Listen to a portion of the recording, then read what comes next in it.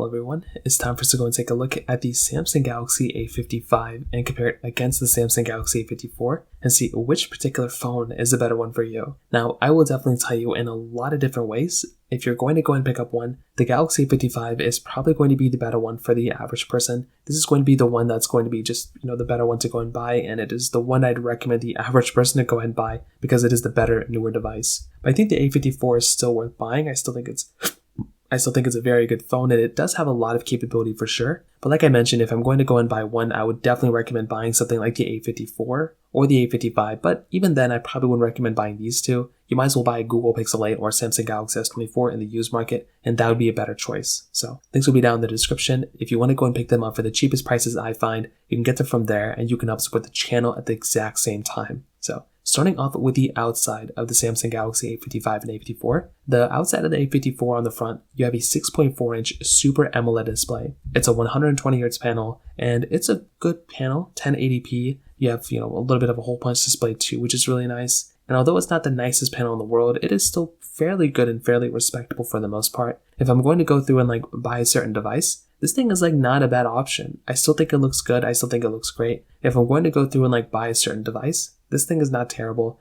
and I do think it's a pretty good looking phone when it comes down to it. With the Galaxy A55, on this particular device, you're getting a little bit of a bigger 6.6-inch Super AMOLED display. So this one's slightly bigger. You're still getting 1000 nits of brightness. It's a bigger panel, which is nice, so some people may prefer that. It's not, again, the best panel of all time. It's not perfect, but I do think it's a good phone, and if I'm going to go through and buy a device, this thing is not a bad option at all. So at least on the exterior, on the front of this thing, it's definitely not a big difference. Again, the A55 is just slightly bigger, but it really wouldn't be that big of a difference for me to go switch from one to the other because they're kind of around the same thing. They're both giving you expandable storage, which is amazing. They're both giving you USB Type-C ports at the bottom, which is really cool. On the back side, this is also a very interesting thing. So for one, we went from an aluminum frame. The A54 didn't feel super cheap, but the A55 feels significantly more expensive because of that aluminum frame and with that glass back that you're getting on the A55. The A54 was giving you a plastic back. Now we're getting that,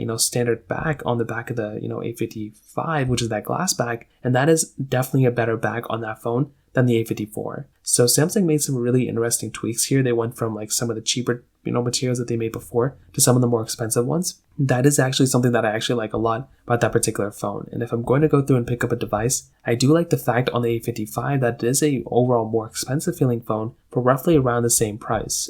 And I do think, again, this in and of itself is a very, very cool thing, and that's something I like a lot about the A55. So I definitely do think if you're looking on the exterior with the A55, it is definitely going to be overall the better, more premium, better, expensive feeling phone on that particular device than for something like the A54. So take that as you will, but that is basically one big thing to kind of keep in mind there. Not the biggest deal in the world, but again, just one of those smaller minor things to kind of keep in mind from that particular perspective. Now, when it comes down to the price tag side, the A55 is definitely going to be more expensive than the A54. So if you're going to go through and pick up a device, the A54 is probably going to be the cheaper one. But this is why I kind of say the price tag is very interesting, because you can go ahead and buy one of these other types of devices. You can buy another phone and it's going to be roughly around the same price. I feel like a Galaxy S23 in the used market isn't really going to be that much more expensive than the A54 and the A55 or A54 in the brand new market. So if I were you, I'd probably just go ahead and go down that road rather than going down and getting one of the more expensive phones now. So that is that's how I feel about this phone from that particular side. Again, it's not the biggest deal in the world, but if I'm going to go through and pick up one device, that's just one thing to keep in mind there. Now, on top of that, when it comes down to the camera side, this is also another very interesting thing. They both have almost the same type of camera structure. So they're both giving you 50 megapixel wide, 12 megapixel ultra wide, and 5 megapixel macro lenses. And they're both giving you 4K at 30 on the front and the back. The problem I have, I would say, with these two phones is I feel like with the Galaxy A55 and with the A54,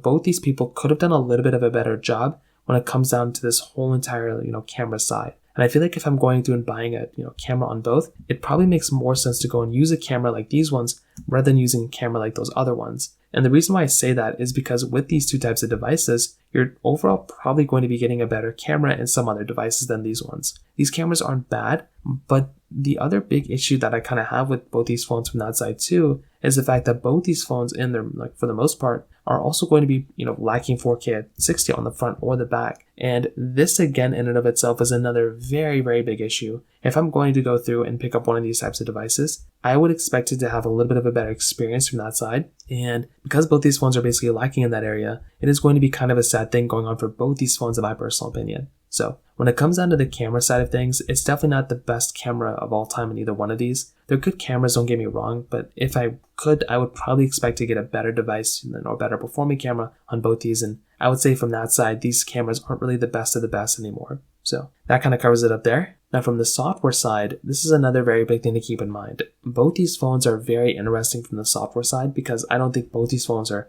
I would consider like the best performing softwares of all time either. They're both going to be like minimalistic type of phones. They're going to be very basic phones when it comes down to it. I would probably say that when it comes down to these two devices though, the performance of both these phones from a software side is going to be good. I think if you're going to go ahead and grab a phone, these types of things are very good to have, and that's something I actually like a lot, but they're not going to be lasting for that long. And compared to like the S series of this year, S series of last year, even 2 years ago, I don't think these phones are going to last as long as those ones. So I feel like that's another big thing to keep in mind. If I'm going to go through and like buy a device, those ones are going to be much better devices to go ahead and buy rather than this one or these two. But again, that's going to be another thing to keep in mind there too. Again, not the biggest deal in the world, but just one of those minor things to keep in mind. From the performance side, this is another big thing to keep in mind too, because if I'm going to go through and buy one of these phones, you're wanting it to have a good performing chipset inside. And between one and to the other, you're basically getting the Exynos 1380 chipset inside of the A54 with 4, 6, or 8 gigabytes of RAM. Where the Galaxy A55, you're getting that Exynos 1480 chipset inside with 6 or 8 or 12 gigabytes of RAM. So you can really vary from the RAM side all over the place.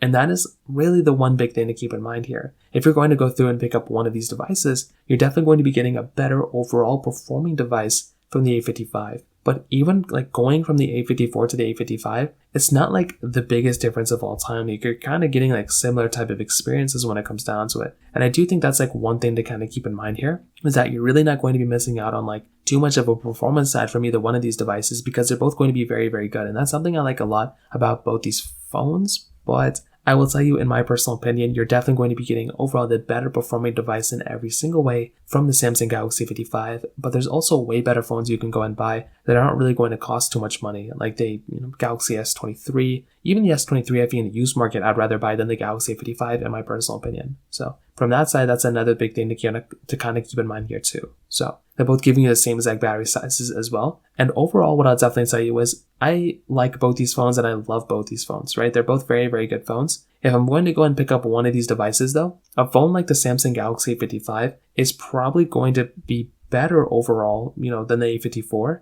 But I would probably say that if I'm going to go and pick up one of these devices too, a phone like the Samsung Galaxy, S23, those types of phones, I would rather buy one of those in the used market than something like the A55 or A54 in my personal opinion. Even the S23 FE is better than the A55. So that kind of covers it up here for the most part. If you have any other thoughts or questions, let me know in the comment section below. Hit the like button, that would mean so much, but definitely hit that subscribe button. More importantly than everything else, I love every single one of you guys. Hopefully I'll catch you guys in the next video. Peace out till then.